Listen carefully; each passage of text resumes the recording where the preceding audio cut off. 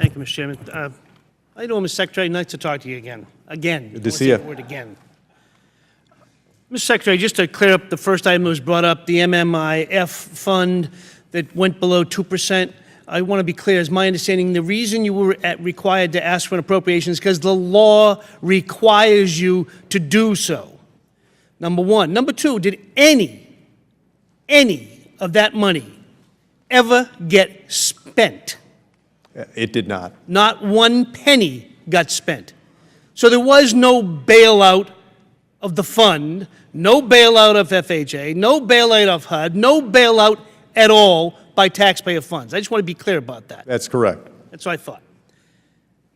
After today's hearing, you got a while longer here, I kind of want to start out by, you see why you shouldn't do anything halfway?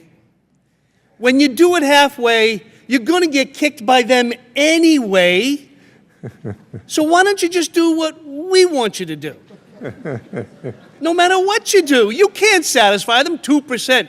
Oh my God, 2%, that's terrible. You're ruining the entire world. And for us, 2%, thanks. Like it, better than nothing, but we want more. Why do we want more? I want more because the greatest study of mankind I have ever read is the Bible.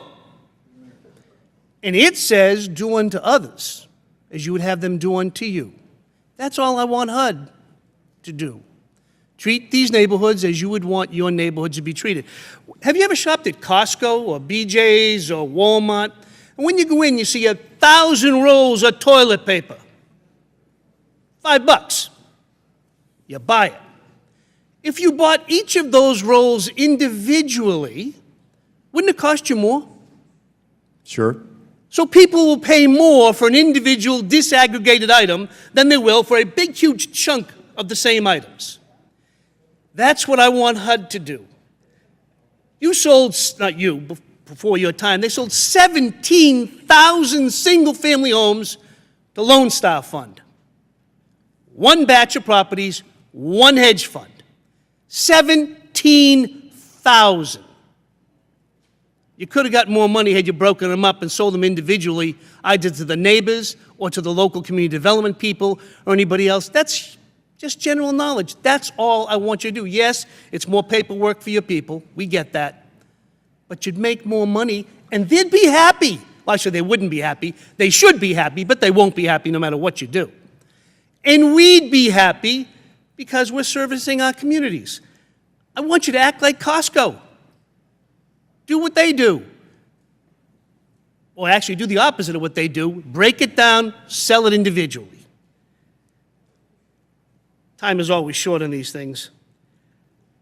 I do want to talk about one item. Former mayor, HUD secretary, I'm sure like you in my neighborhoods where I come from, a lot of people having immigration situations one way or the other from all over the world. I am constantly working on helping people become U.S. citizens and moving here.